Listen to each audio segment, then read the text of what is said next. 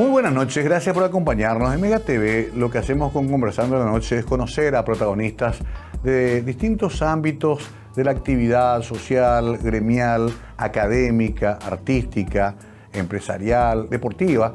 Vamos cambiando de tema, pero siempre con la idea de que conozcamos mejor a personas que trascienden en su propio ámbito y que dejan también un legado importante a nuestra sociedad. Hoy viene una persona que conozco hace ya varios años, lo conocemos directamente como Ito Núñez. Él es un profesor, es un académico, Francisco Antonio Ortiz Núñez, pero también ha tenido incursión en política y sobre todo es un hombre preocupado siempre por el mejoramiento de la calidad de vida de nuestros compatriotas, algo que nos moviliza a todos en distintos niveles. Puede ser en la política, puede ser en la academia, puede ser en nuestro trabajo diario. Por eso es interesante que lo conozcamos mejor y sobre todo que conozcamos su forma de pensar. Les presento primero esta semblanza de Ito Núñez y luego comenzamos a conversar la noche con él.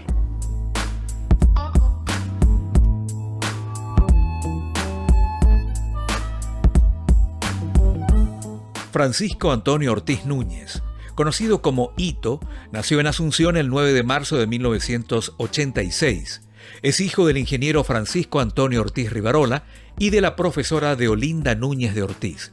Cursó sus estudios secundarios en el Colegio Salesianito, donde egresó con la promoción 2004. Durante esos años integró el taller literario de la institución 2002-2004, espacio en el que realizó sus primeras incursiones en la escritura. En 2004 fue electo presidente del Centro de Estudiantes del colegio.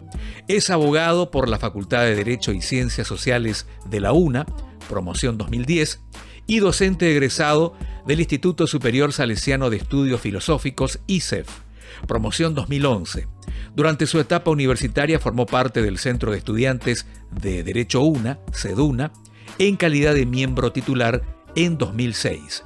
A lo largo de su trayectoria ha ejercido un fuerte compromiso con la participación cívica, siendo candidato a diputado por Asunción en 2013 y a concejal de la misma ciudad en 2015. Ha trabajado durante 19 años como asesor gremial estudiantil en diversas instituciones educativas. También ha sido charlista y conferencista en numerosas actividades organizadas junto a entidades de distintos sectores. Es autor de varios libros y materiales didácticos y en 2020 publicó el poemario Mi alma en versos, obra declarada de interés municipal por la Honorable Junta Municipal de Asunción. Asimismo, ha escrito el Manual de Instrucción Política, actualmente inédito. Es creador del Servicio de Apoyo Académico Scolae, iniciativa orientada a la formación y acompañamiento educativo de estudiantes.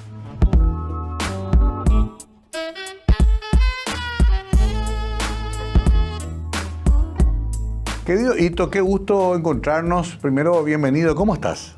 Buenas noches, Mario. Buenas noches también a la audiencia.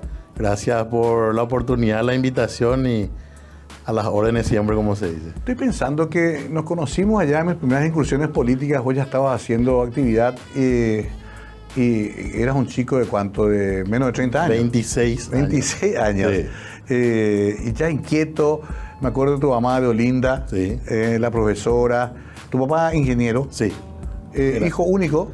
No, somos dos hermanos. Dos hermanos. Sí, de la unión de papá y mamá, dos hermanos. Qué bárbaro. Y tuviste una formación clásica en un colegio salesianito, ¿no? Así mismo, en el colegio salesianito. Toda mi vida escolar la hice ahí, desde el nivel inicial hasta el tercero de la media, con la particularidad que nuestra promo, la promo 2004, fue el medio conejillo de India, la reforma educativa, porque fue la transición del... Había terminado ahí lo de sexto curso y era el tercero de la media. Así mismo. Claro, pero la impronta salesiana es muy fuerte. Demasiado. ¿Te influyó mucho eso? Muchísimo. Te diré que las bases y las columnas fundamentales de mi filosofía en todos los ámbitos viene de allí. Claro, bueno, hiciste completo en el salesianito, tenés esa formación, pero siempre tuviste un apego a una conciencia social, a una preocupación un poco por los sectores más vulnerables. ¿De dónde vino eso? Y vos sabés que es una cuestión, Mario, de que realmente líder también se nace. Ajá. Porque comúnmente, pues bueno, uno tiene ciertos dones y talentos, y lo mío fue de a poco y viéndole a otros compañeritos en la escuela, ¿verdad? Cuando empezábamos con el consejo de grado, ¿verdad? Ajá. Entonces, una de las cosas que a mí me pasa es que a mí no me genera envidia el éxito del otro, sino que me invita a mí a crecer. Entonces, ¿y qué tal si yo voy probando, verdad? Y fue naciendo, todo empezó siendo secretario de un comité de grado allá por el 5º, 6º grado. Sí. Y en el colegio llegué a la presidencia del centro de estudiantes, por ejemplo. Claro, ya ahí. Y ahí fue justamente donde ese vínculo, esas puertas que se te abren a través de eso, ¿verdad? Vos vas viendo otra realidad más allá de la tuya. Y eso, por supuesto, te despierta empatía, ya sea tanto por lo que está bien como por lo que hay que ir conduciendo para mejor. Claro, vos sos de Asunción. De Asunción. ¿De qué barrio? Barrio Obrero, nacido en Barrio Obrero, criado y malcriado en Barrio Obrero. Posiblemente cerrista entonces. Olimpista. Un bicho raro en Barrio Obrero. Sí. Una tarde mi viejo me llevó, dice. Algo que... igual es medio peligroso, ¿no? Podés expresarte mucho ahí en el barrio. Yo vivo en Sajonia y está cerca. Sí. Tenemos muchos amigos cerristas. Ahora, olimpista, me estoy pensando, ¿qué carrera vos estudiaste? Yo estudié Derecho primeramente. En la Universidad Nacional de Asunción. Los 6 años. Los 6 años, abogado por la UNA. Por la UNA. También me recibí joven, era 24 años tenía cuando me recibí. Por eso estoy pensando, sí. Y en el último año de la carrera, o mejor dicho, he hecho 5 años en la carrera, me entra tipo una crisis vocacional. Ajá. Y le comento a mamá, maestra de alma, ¿verdad? Claro. Y me dice, ni se te ocurra dejar tu carrera, porque esa va a ser la base. ¿Hacia dónde iba mi crisis vocacional? Hacia la docencia. ¿Vos querías ser docente? Sí, porque yo seguía trabajando con jóvenes en la parte gremial. Quedé siempre como fuente de consulta, ¿verdad? Ajá. Entonces me dijo, bueno, terminá y existe una carrera, un posgrado de lo que es la habilitación pedagógica, y si querés seguir trabajando con jóvenes en edad escolar, tenés eso.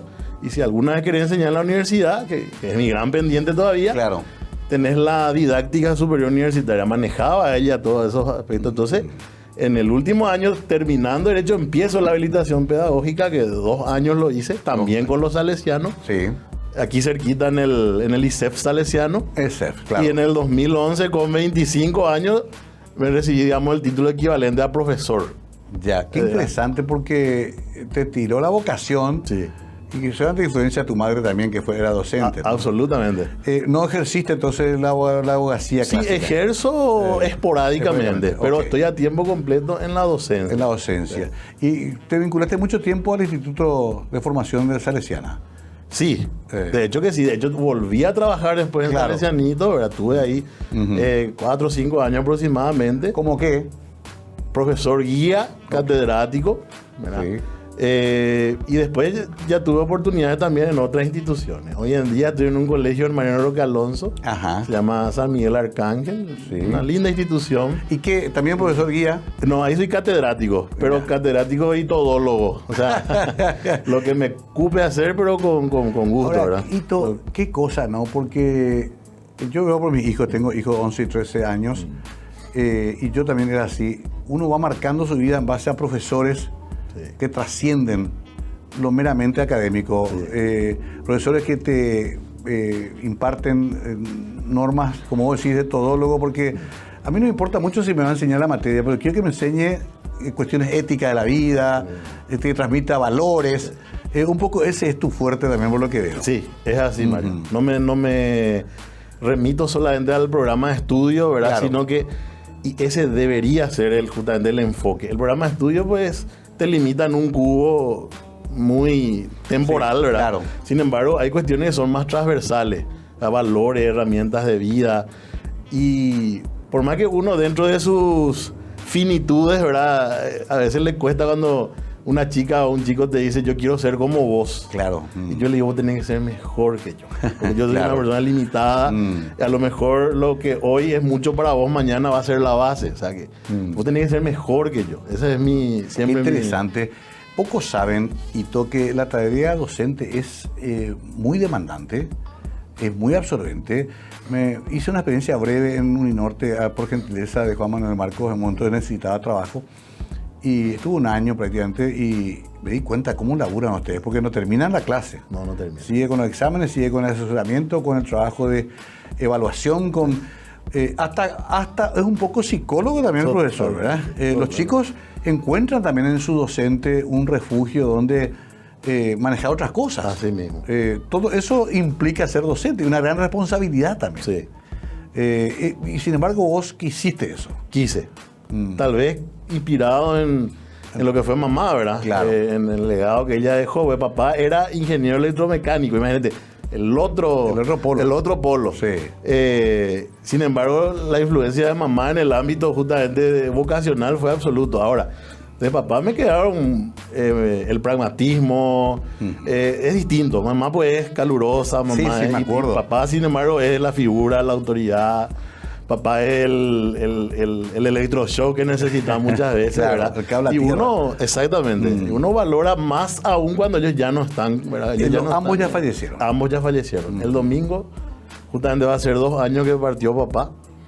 Y mamá el 5 de abril hizo 8 años. Increíble cómo pasa el tiempo. Me acuerdo tanto de tu mamá caminando las calles con nosotros, militando el cambio, una luchadora. Voy a preparar una pausa enseguida porque después quiero volver ya donde yo te conocí, que es activando en política. Pero para completar esto que decís, ¿cómo es la educación en Paraguay ahora? Todos percibimos que hay dificultades. Hay. ¿Qué es lo que te parece que está pasando? Y yo considero, Mario, que es fundamental un cambio de paradigmas. Nuestra educación no forma, tal vez educa en áreas, pero como te dije, queda allí. Nosotros necesitamos ciudadanos que entiendan el concepto de soberanía, ¿verdad? Claro. Que entiendan que el Estado somos todos. Que en una república, en un sistema democrático, el soberano es el ciudadano. Claro. Que su aporte es fundamental, ¿verdad? Para el crecimiento de nuestro país. No solamente esperar de un papá Estado que nos lo brinde todo, sino que yo ser ese microestado capaz de gestionar, por lo menos, por darte un ejemplo, tengo una plaza enfrente a mi casa y por lo menos irme a barrer la plaza y plantarle una flor, ¿verdad? Quiero poner ahí un punto porque para la vuelta voy a desarrollar eso. Qué interesante la conciencia crítica. Se nos acusa de ser muy apáticos también. Vos más que nadie sabés cómo cuesta movilizar a la gente. Le acostumbraron a nuestra gente a darle una platita para que vaya a votar.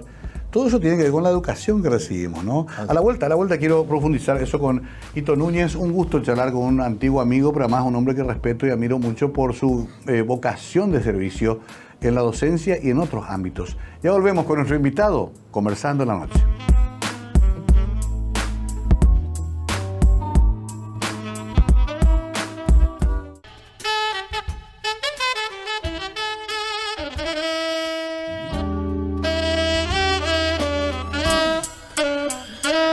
Ito Núñez, docente, educador, pero además un ciudadano muy activo, el que está como invitado hoy con nosotros, y es bueno compartir su experiencia.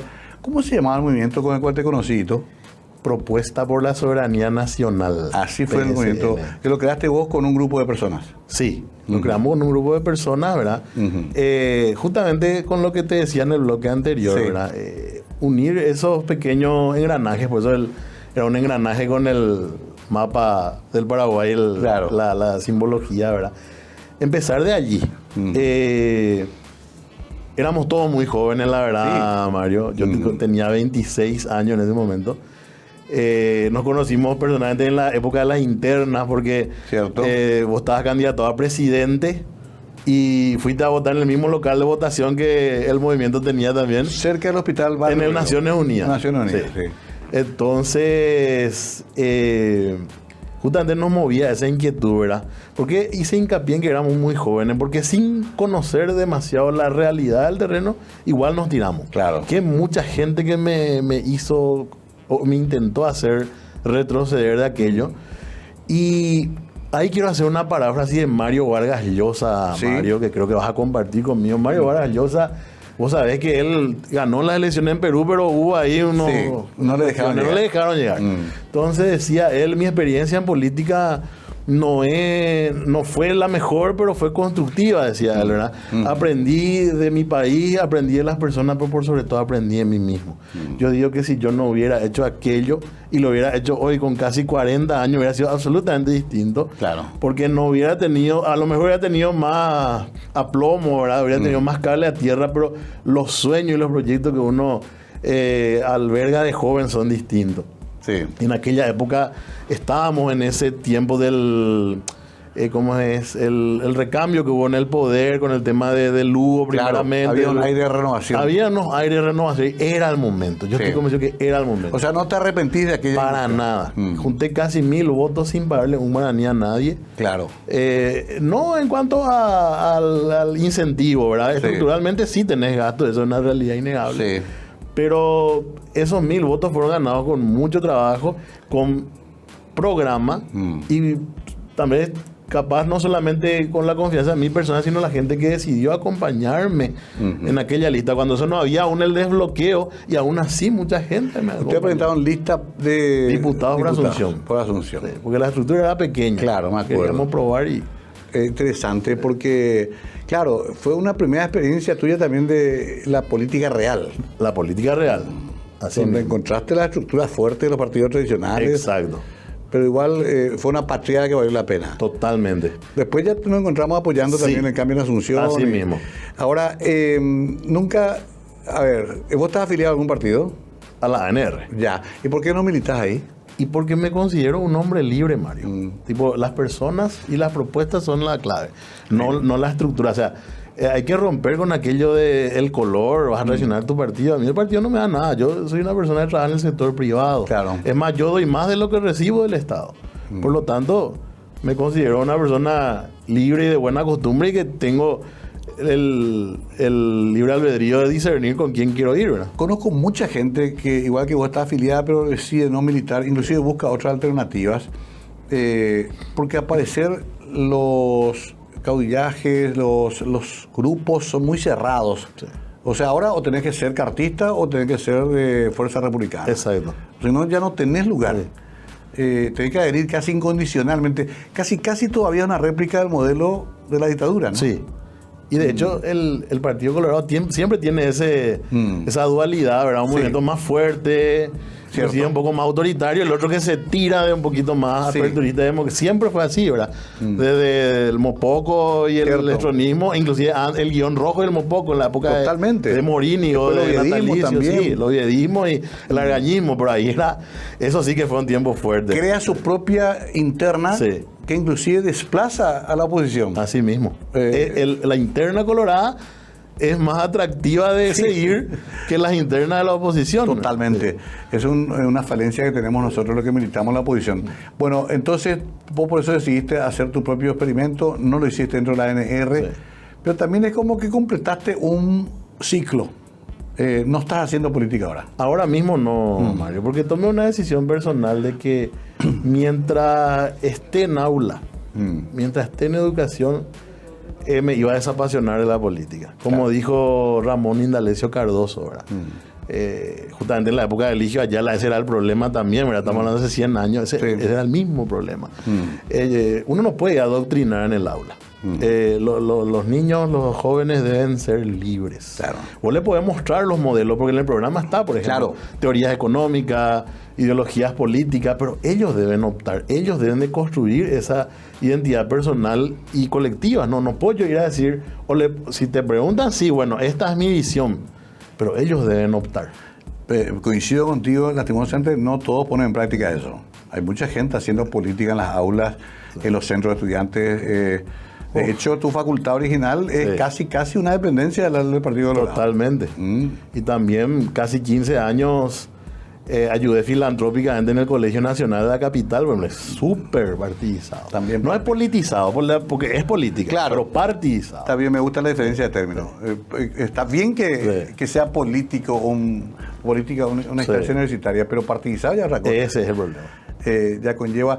Imagínate vos, Hito, y después quiero volver a otros temas vinculados a la educación, pero imagínate que ahora estamos ante un examen que va a tener que repetirse en formación docente justamente porque se filtraron los temas. Sí. O sea, siguen pasando esas cosas en el Paraguay. hay nombramientos ministeriales en el ámbito de educación que todavía dependen del padrinazgo político. Eso tenemos que cambiar. Y para que vea, Mario, eso en el Ministerio de Educación. Imagínate los demás ministerios. Imagínate lo que vos estuviste allí, lidiaste con muchas cosas ahí. Sí. Son estructuras muy duras. Es denso. Yo le digo a los chicos, porque me preguntaron una vez, ya era un ex alumno que una vez hicimos una entrevista de comunicación, me estaba haciendo, no me acuerdo en la carrera, pero no era en filosofía y no en otra, no me acuerdo bien.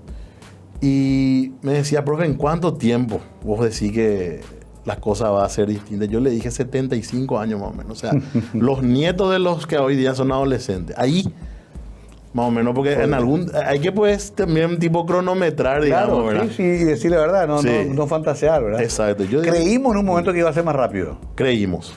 Pero lastimosamente siguen permeando muchas cosas, ¿verdad? ¿No te da un poco de temor un desencanto de la democracia y un retorno a ciertas prácticas autoritarias? Sí, me preocupa. Me preocupa porque en el mejor de los casos, Mario, las dictaduras o los regímenes totalitarios, mejor, ¿verdad? Porque dictadura era una magistratura romana, claro, que no condecía con lo que hoy es, ¿verdad? Que entiendo. Tiranía le llamaba Aristóteles, ¿verdad? Los regímenes totalitarios, en el mejor de los casos, aparecieron en el tiempo que debieron de aparecer, porque nada pues al azar. Claro, también. Ahora, hoy, siglo XXI, un cuarto de siglo ya vivido, donde ya estamos hablando de inteligencia artificial, como modelo de vida, volver a un régimen donde tengamos una bota que nos pise el cuello o un Estado que nos diga hasta cómo cortarnos el pelo, por lo menos en el mundo occidental, es un poco... ¿verdad? Y en nuestro país sería una catástrofe. Claro, exacto, entiendo lo que decís. Puede llegar a ocurrir, porque nunca sabemos lo que...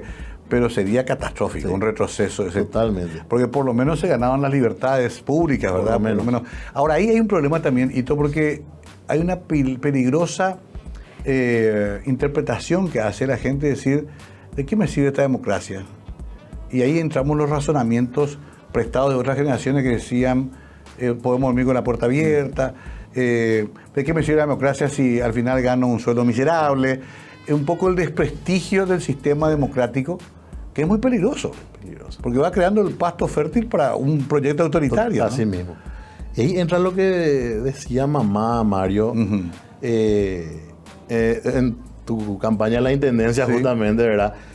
Yo uso los ejemplos de lo que a mí me tocó, ¿verdad? Porque mi segunda experiencia fuerte fue acompañarte en aquella campaña. Y ella le decía a los chicos en aquel tiempo, yo tenía 29 años cuando aquello. Un niño todavía. Era, sí, pero los más chicos, ¿verdad? Sí. Sobre todo en los partidos que tenían juventudes agremiadas. Ella se paraba y le decía, yo mamá, no, déjame, me decía, déjame les voy a decir. Y ella le decía, aprovechen hoy que ustedes pueden caminar con una bandera diferente. Sí. Yo con mis 60 y tantos años decía, hoy puedo agarrar una bandera distinta a mi filiación política. Ya no negaba que era colorada tampoco. Sí. Y justamente porque soy colorada siento que soy una mujer libre, decía. Y hoy soy libre porque cuando tenía la edad de ustedes, yo no iba a poder hacer jamás lo que hoy ustedes están haciendo. Y no permitan, decía ella, no permitan el avance de proyectos autoritarios ni siquiera en un barrio, ni siquiera en lo mínimo, porque lo que a mí me tocó, yo jamás hubiera podido hacer lo que hoy usted está haciendo. Y eso a mí me queda. Imagínate, una persona que vivió absolutamente su juventud, todo, y que le diga, pues tanto papá como mamá decían no. O sea, en ese momento tal vez, pero hoy no. Claro, qué interesante esto, porque al no haberse vivido eso, la gente ya perdió el conocimiento de cómo era una dictadura. Una dictadura, una tiranía, presuponía que después de esta charla venga un comisario de investigación y nos lleve presos. Así mismo. Hasta averiguar de qué es lo que estábamos hablando. Así era, y no hace 2 siglos, así era hace 30, 35 años. Esa conquista hay que cuidarla. Quiero redondear esta parte para después entrar en algo que sé que también te moviliza, que es todo lo que ha pasado últimamente con el deceso de Francisco, la llegada del León XIV, un hombre que además está vinculado con la doctrina social de la Iglesia. ¿Por qué se pone ese nombre? La famosa encíclica en la cual él se basa un poquito. Me parece que es un momento trascendente en la historia y hay que reconocer que la cultura cristiana y católica es muy fuerte todavía en Paraguay, ¿no? Así mismo. Vamos a dar la vuelta de eso. Cómo no, sin problema. Bueno, muy bien, aprovecho eso. No te pregunté tampoco si ya estás casado, tenés hijos. A la vuelta me contás todo. Okay. Ito Núñez es un amigo, pero además un pensador. Publicó también un libro hace un par de años. 5 años atrás. 5 años atrás. Pero todo pasa, algunos escritos personales, ¿no? Hay muchos. Vamos a hablar de eso. Vamos a hablar. A la vuelta con el profesor Ito Núñez, acá conversando la noche.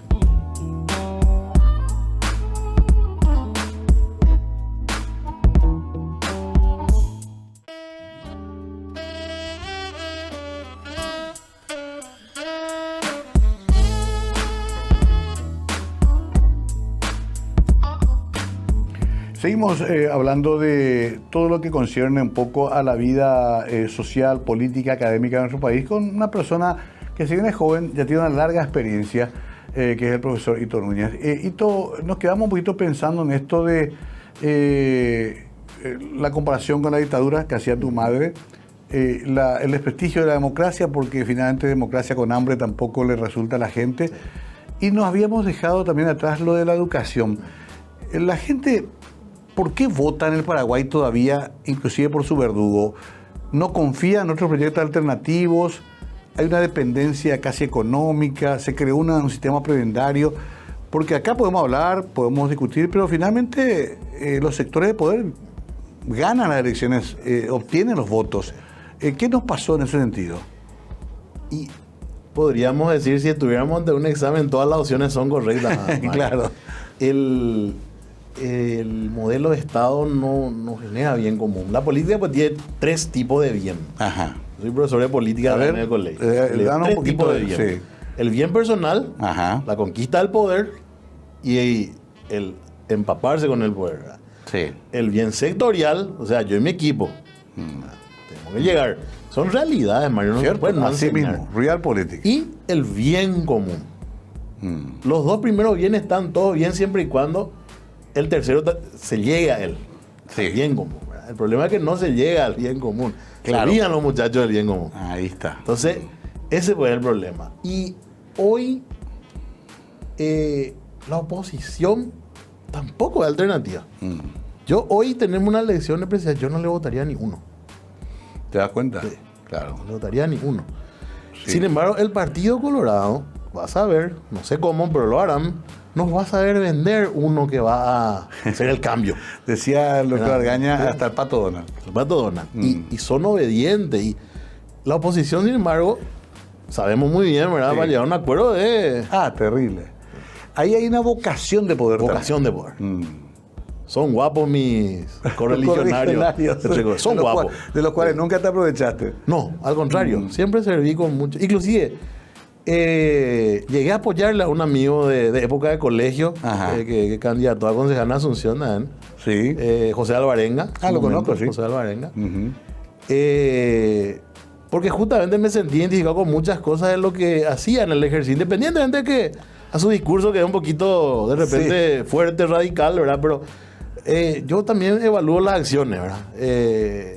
Esto de la plantatón, compañía, son cosas que son necesarias, ¿verdad? En un país donde la deforestación es un genocidio ecológico, ¿verdad? Todo el tiempo. Todas las herramientas para recuperar, por lo menos en parte, eso son significativos, ¿verdad? Claro. Y no puedo dejar de conocer. Hay que siempre ser objetivo. Entiendo. Me quedé también pendiente con la situación actual de la Iglesia Católica. Pasamos por lo de Francisco. Primero, ¿sos católico, sos cristiano? Católico, bautizado, confirmado. Me quedé pendiente de lo que ¿estás casado? Soltero. Soltero. Mira vos qué vivo, 39 años soltero. ¿Hijo tampoco? Tampoco. Ya. Ito, como católico bautizado, confirmado, a todos nos impactó la partida de Francisco. A todos. Realmente. No fue cualquier papa. No, en lo más mínimo. Y qué difícil, todos dijimos, qué difícil reemplazarlo. ¿Qué opinás del nuevo papa? Y realmente es una verdad que tiene muchos desafíos, ¿verdad? Papa León XIV. Pero el nombre ya te da la pauta de que va a ser un tipo sensible. No podemos decir va a ser igual que él, va a ser él. Claro. ¿Por qué elige el nombre? Y ahí ya te da la pauta que es un tipo identificado con los problemas del bien común, justamente, ¿verdad? Porque ¿Qué pasó con León XIII? Sí. El anterior León, ¿verdad? Sí. Que fue papa de 1880 y algo hasta 1920, década del 20. Sí. Bueno, León XIII es quien reescribe el catecismo, ¿verdad? Para cada sacramento hoy día. Primeramente, hace necesario justamente una pastoral en donde se pueda atraer a la gente, justamente a la fe, ¿verdad? Uh-huh. Las religiones tienen su mecanismo de atraer, ¿verdad? Claro. A personas, feligresía, y me parece muy bien, porque al fin y al cabo, justamente eso te iba a decir, ¿verdad? Yo reconozco el impacto de mi formación católica, si bien considero que tengo mis propias creencias, ajá, pero reconozco lo que me dio y lo que también le cuestiono, pero queda claro para mí, ¿verdad? Ahora, pero está inserto en nuestra cultura. Está inserto, sí. ¿Verdad? Y justamente, por un lado lo del catecismo, ¿verdad? Y por otro lado, que fue lo clave, fue la encíclica Rerum Novarum, sí, hacer cosas nuevas, del año 1891, donde hace un equilibrio perfecto entre justamente la conciencia social hacia los problemas de los trabajadores, uh-huh, y también respetando la propiedad privada. Como ayer escuché justamente en un video que he visto en redes, León XIII supo abordar a dos hijas malcriadas de los modelos políticos de la época, dice, el comunismo radicalizado y el capitalismo salvaje. Entonces, claro, el tipo agarró y dijo, esto tenemos que hacer de esta manera. Hay que tener conciencia social, pero hay que dejar trabajar. Entonces, yo lo que creo que el Papa actual va a seguir un poco esa línea, ¿verdad? Tipo, vamos a permitir que esto funcione, pero no vamos a descuidar a quien necesite. Claro, qué interesante, porque justamente encuentra un mundo que está muy dividido. Imagínate el tema Estados Unidos, China, aquí Latinoamérica mismo tiene una mezcla de ideologías. Está en un momento en que falta justamente ese equilibrio, ¿no? Él podría ser el hombre que marque esa tendencia. Y yo creo que va a ser, Mario, uh-huh, porque independientemente a los discursos fanáticos, muchas veces que es un ser humano, y claro, este es nuestro plano, ¿verdad? Exacto. Este es nuestro plano. Entonces, y tiene el poder político, y por supuesto, y es necesario que la Iglesia Católica, por el impacto que tiene, siga teniendo ese poder político. En nuestro país mismo es necesario. Sí. Cada 8 de diciembre los mensajes que dejan los obispos es fundamental para que... Sí, cierto.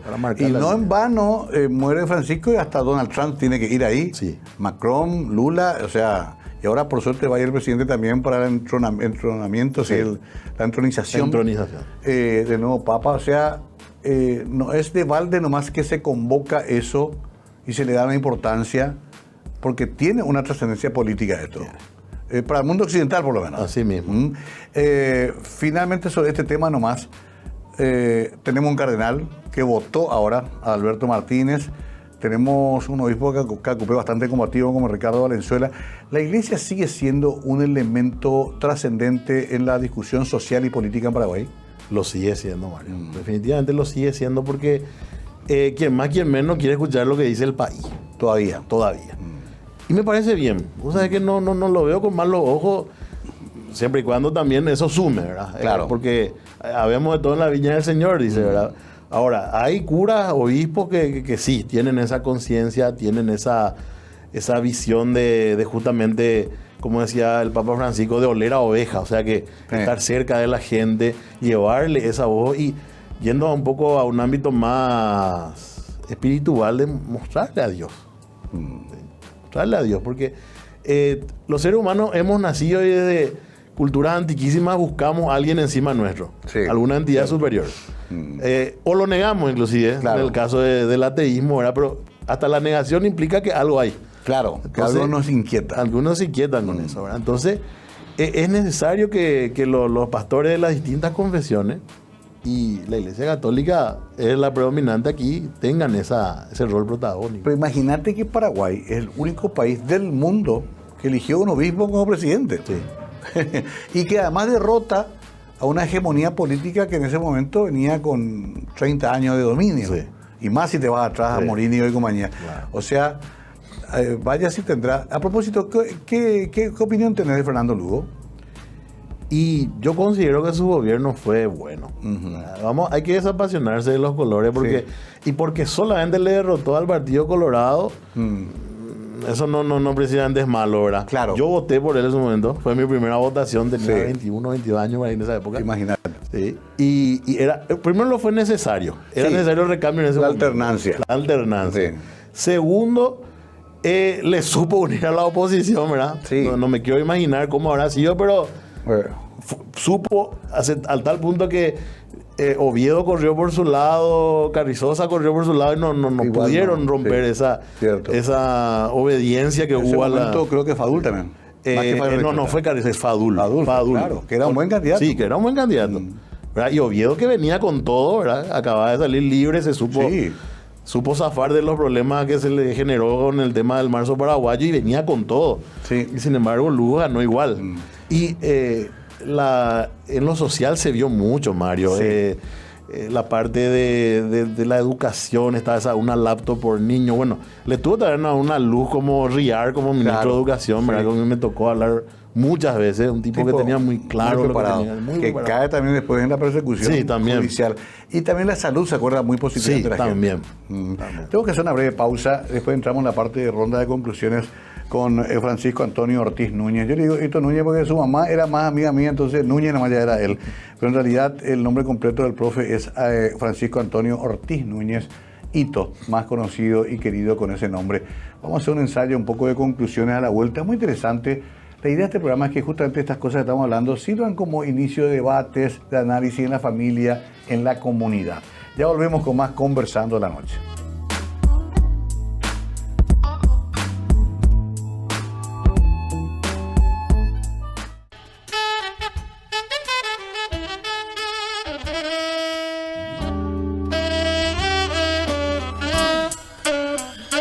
El profesor Francisco Antonio Ortiz Núñez, Hito Núñez, está con nosotros. Muy interesante cómo fuimos recorriendo diversos aspectos, política, religión y un poco también de ámbito social. Educación. Son un apasionado de la educación. La verdad que sí. ¿Por qué nos cuesta tanto que los chicos entiendan lo que leen? ¿Por qué nos cuesta tanto que se apeguen a textos y no ahora con la inteligencia artificial, no al internet? ¿Por qué están tan dispersos nuestros chicos también? ¿Qué está pasando con ellos, según tu experiencia? Y son varios factores, Mario. La verdad que si vamos a evaluar eso, no va a llevar un programa completo. Pero sí te respondería con cómo solucionarlo. Sí. Es lo que yo veo. Es que todas estas cuestiones que son un desafío las convirtamos a nuestro favor, ¿verdad? Con un seguimiento. Y acá es donde yo creo que tenemos que dejar el paradigma que te voy a dar de boca para afuera y realmente tiene que ser vivencial, lo de la familia. Exacto. ¿Verdad? Porque mucho se lanza que el país es pro familia, bueno, entonces que la familia sea realmente el núcleo fundamental de la sociedad, porque pasa que mucho hoy en día la escuela no solamente está educando, sino formando, y escuela sin familia es imposible. Bueno, ahí tenemos un problema porque en realidad tuvimos un avance sostenido de familias disfuncionales, muchos tuvieron que viajar a España, mamá se tuvo que ir a trabajar a Buenos Aires. Muchos son criados por las abuelas, una tradición cultural paraguaya, ¿verdad? Y cuando decimos pro familia está todo bien, pero entendemos que la realidad es otra, ¿verdad? Y entender que la familia, esa disfuncionalidad, hay que funcionalizarla también. Claro. O sea, bueno, vive con la abuela y la tía, bueno, esa es la familia. ¿Verdad? Claro. Por ejemplo, y ahí ir cambiando ciertas costumbres. Es muy doloroso ver muchas veces Día del Padre, Día de la Madre, mamá no está, viajó, papá no está, tiene que ir a trabajar. Entonces, por ejemplo, en esos pequeños cambios, Día de la Familia, ¿verdad? Entonces, si en una institución vamos a hacer, bueno, que sea el Día de la Familia, entonces yo me voy con mi abuela, con mi tía, con mi primo, que son mi familia, ¿verdad? Claro. No el idealizar lo de papá y mamá, ¿verdad? Que lastimosamente hoy las circunstancias exigen mucho a papá y a mamá para justamente darles a sus hijos, ¿verdad? Una buena crianza. Pero eso también de repente desequilibra un poco. Claro, no podemos decir papá, mamá e hijo porque no es nuestra realidad. Está bien que haya eso, sí hay, pero si no hay... Magnífico. Y si no hay, hay que funcionalizar, me gustó ese término. Estamos todos muy preocupados porque no lo entendemos muy bien también el fenómeno de los dispositivos, el teléfono. ¿Cómo hacemos con tus alumnos? Bueno, yo por ejemplo, nosotros hemos tenido capacitaciones sobre cuidado con la inteligencia artificial, ¿verdad? Claro. asumo que casi me quedo dormido, ¿verdad? Valoro el esfuerzo que se hizo, ¿verdad? Cuando me invitaron a aquello, pero digo una forma porque no estaba de acuerdo, básicamente. Yo, por ejemplo, le digo a los chicos, nosotros trabajamos mucho la parte de la investigación, ¿verdad? La investigación social, que es lo materia curricular, de hecho. Yo le digo, usen inteligencia artificial, consulten, pero su trabajo no puede decirme lo que la inteligencia artificial les ofrece, sino que ahí debe estar su impronta. Claro. Ahí debe estar su impronta. O sea, vamos a leer, yo te voy a ayudar, hagamos, sin problema. Pero debe decir algo que vos entendiste. Tu aporte tiene que estar allí. Ajá. O sea, no, lejos de temer, yo creo que al avance sostenido de la tecnología, hay que amigarnos con ello. Me gusta eso. Sí, porque uno dice, no, hay que cortar todo, que no usen nada, celular, computadora. Imposible ya. Imposible. Eso.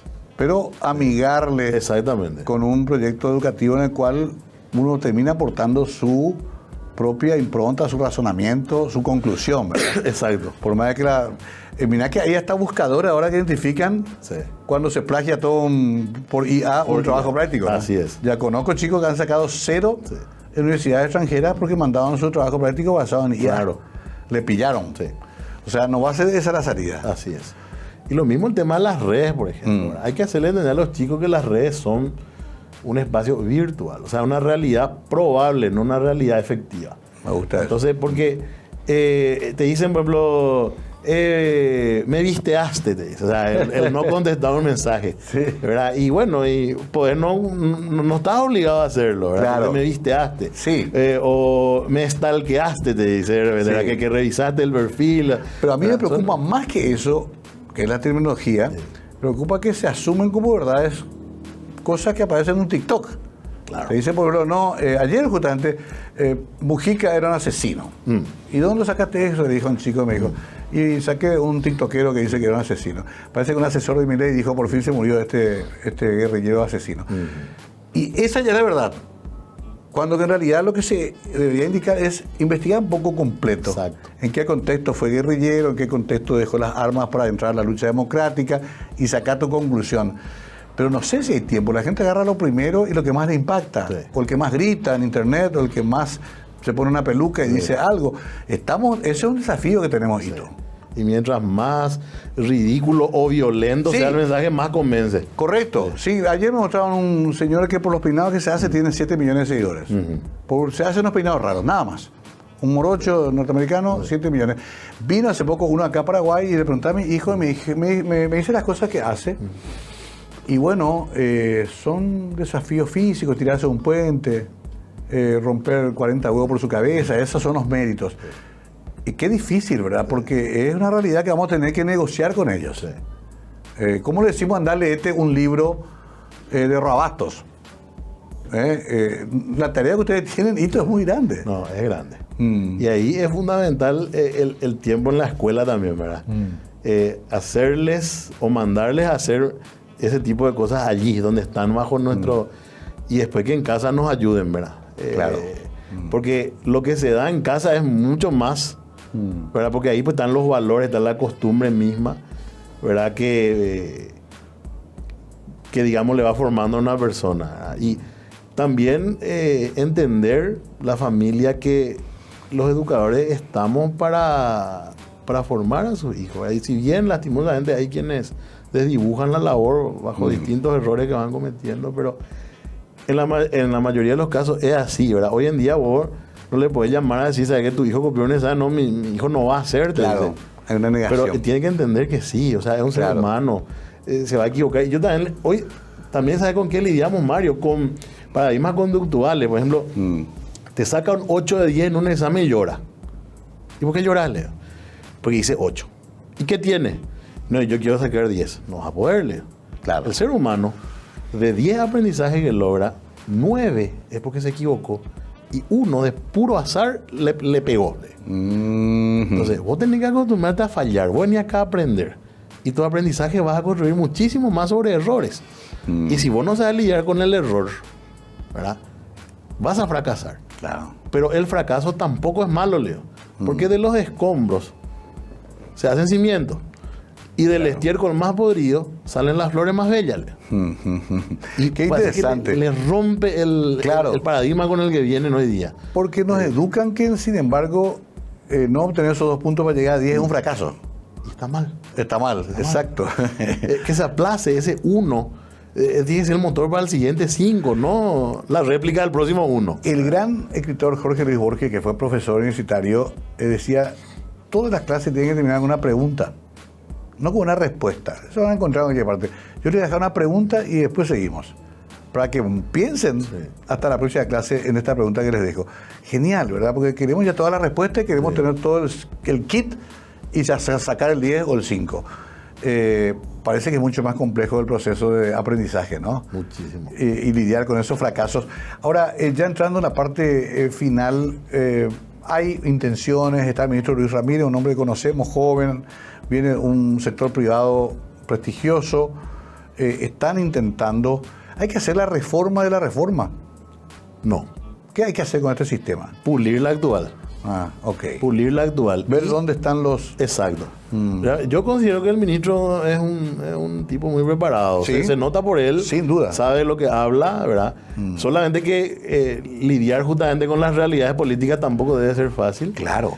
Y bueno, que sea un proceso paulatino, ¿verdad? Tampoco digo que al final de este periodo constitucional ya tengamos No va a ser así. Y no va a ser. No. Pero por lo menos de lo que tenemos ir bien, porque ¿qué es lo que vamos a reformar más? ¿Hacia dónde más lo que vamos a ir? No, Sí. Mario, sino que yo creo que el sistema está diseñado de una forma buena, pues está aplicado de otra forma. Bueno, espera, ahí tenemos un problema de los profesores, la formación docente.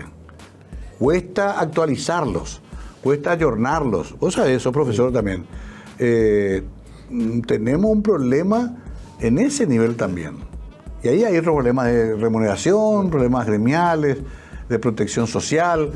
Pero cuesta decirle a un profesor, ¿sabes qué? Tenés que irte otra vez a estudiar. Porque muchas de las cosas que aprendiste ya no sirven más para nada. Complicado. Estamos hablando no de 2 o 3 personas, estamos hablando de miles de personas. Eso también hay que meter en la agenda. Sí. Y cuesta, Mario, le cuesta. O sea, pero es una cuestión de ego porque hay que saber educarla. Voy a incluirme también, ¿verdad? Bien. Porque muchas veces encontrás que vos también o sea, uno comete errores en el ejercicio, Sí. no, nada es perfecto. Y asumirlo de repente cuesta, pero hay que hacerlo porque al fin y al cabo está a nuestro cargo la formación de personas, de seres humanos que dependen de lo que nosotros hagamos, digamos, o cómo presentemos las cosas. Entonces no tenemos que temer a que nos digan mejorar esto, pulir lo otro, ¿verdad? Mi directora actual, una señora muy experimentada con muchos años, la licenciada Miriam Méndez de Rossi, siempre me dice, vos un tipo que sabe mucho, pero yo voy a ser un educador, me dice. Y varias veces nos llevó ahí unas cosas, pero imagínate, es el legado de una señora que viene de generaciones anteriores. Claro. Ve en mí seguramente algo y eso es para futuro. Entonces, no, hay que tener miedo. Independientemente de que vos te puedes plagar en colores porque te digan, sí, no estoy de acuerdo. Pero ¿qué va a enseñar si yo hace todo? Claro. No. Pero es ir y revisar. Algo tiene que haber de bueno o por algo te está diciendo. Y no hay que temer a volver a tomar los libros. No hay que temer a seguir actualizándose. ¿Verdad? Sí. Porque por uno mismo también, Mario. O sea que uno nunca dejamos de aprender. Totalmente. Se me va acabando el tiempo. Me parece genial todo esto que hablamos, Hito, porque son temas que yo siempre elijo para movilizar un poco el pensamiento. No vamos acá a solucionar el gran problema ni del país ni de la educación, pero por lo menos se tiran temas. Así todo, con casi 40 años de edad, ¿te sentís satisfecho del camino que elegiste? La verdad que sí, Mario. La verdad que sí. Independientemente a que eso está bajo un escrutinio constante, ¿verdad? Porque mamá decía, no quiero irme de este mundo sin ver. De hecho, alguien, pero quiero saber siempre, ¿será que ya estoy ahí? ¿O será que falta más? Y siempre se puede dar más. Siempre podemos ir a más. Totalmente. Creo que ya sos alguien sobradamente, pero por supuesto tenés todavía muchísimo tiempo y la experiencia también hace a la excelencia, ¿no? Estamos hablando de una persona que en 5, 10, 15 años va a tener larguísima trayectoria ya en este ámbito de te apasiona, que es la docencia, y que ayuda mucho a que formemos ciudadanos conscientes que puedan también elegir mejor, que finalmente esa es la idea. Hito, gracias. ¿Alguna frase final que quieras decir? Gracias, Mario, antes que nada, ¿verdad? Y halagado también con el reconocimiento, ¿verdad? Que, como decía, a corta edad hayamos logrado lo que pudimos haber logrado, ¿verdad? Con luces y sombras. Una frase que día a día me marca es: la virtud no se alardea, se disfruta. Lo que es realmente bueno, uno se apasiona por ello y trata de vivirlo, porque una vez que vos alardeas que sos bueno, ahí dejaste de serlo. Entonces es algo que hay que tener los pies sobre la tierra, entenderle al prójimo, tratar de hacer siempre el bien, ¿verdad? Independientemente de que podamos fallar en el intento, y comprender que, como dije, ¿verdad? De los escombros se hacen cimientos y del estiércol más fétido salen las flores más bellas. Me quedo con eso, y con la virtud no se alardea, se disfruta. Me voy a aplicarlo también, me parece, a mi vida. Gracias, Ito. Disfruté, como siempre, charlar contigo. Hace rato no lo hacíamos y hoy lo hicimos frente a estas cámaras y sobre todo ante la gente. Gracias por venir. Muchas gracias, Mario. Ahí estaba el profesor Ito Ortiz Núñez. Hoy hablaba con nosotros de varios temas, casi todos vinculados a cómo encaminarnos hacia ser una sociedad mejor. Gracias por acompañarnos. Buenas noches.